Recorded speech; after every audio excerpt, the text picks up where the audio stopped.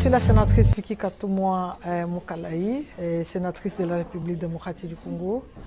Et ici, je suis parmi les organisateurs du Comité des Justes du Congo, les hommes et les femmes qui ont accepté de se mettre ensemble pour éveiller les consciences et toucher les cœurs du monde entier aux affres que la République démocratique du Congo est en train de connaître en ce moment, à sa partie orientale.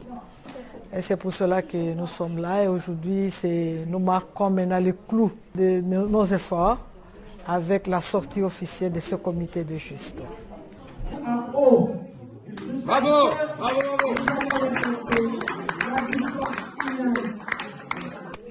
Le comité des justes, c'est un regroupement des hommes politiques et des femmes politiques, des hommes de la société civile et femmes de la société civile, femmes et hommes des médias, et des professeurs des universités qui ont accepté de se mettre ensemble pour faire parler de la République démocratique du Congo en déconstruisant l'histoire.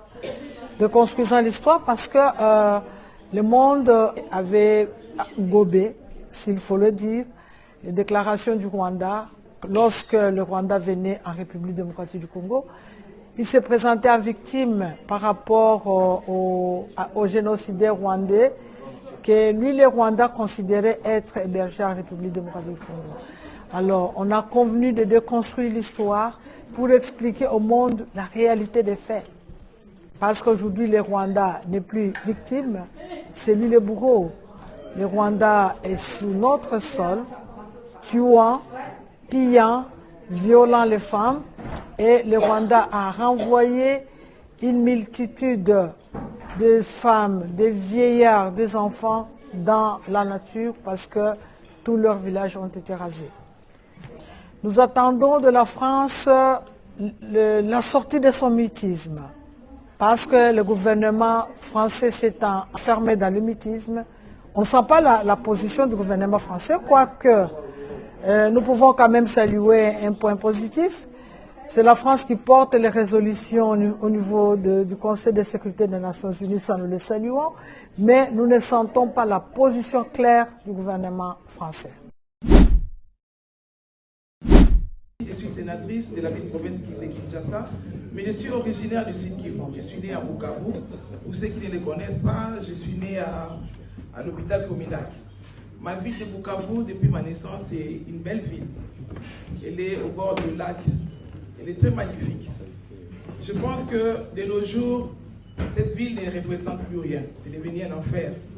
Je suis là quand même pour pouvoir témoigner. Je vois que l'honorable Vicky, les sénateurs aussi, ils ont longuement parlé de la guerre qui sévit nos populations.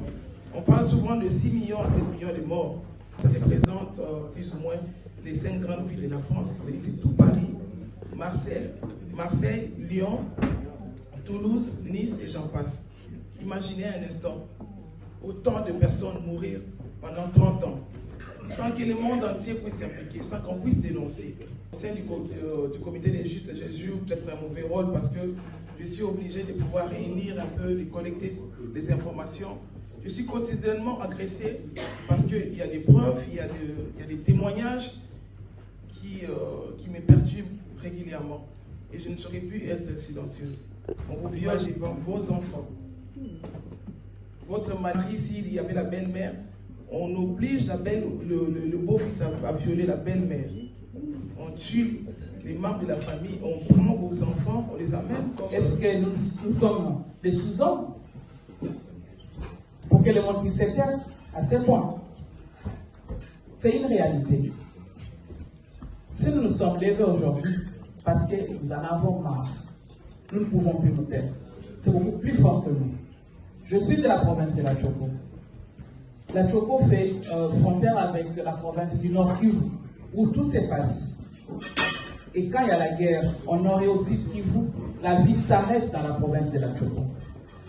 Il n'y a pas seulement les zones où c'est vit la guerre qui sont touchées, mais il y a les zones aussi qui sont touchées, telles que Kisangani, ma ville.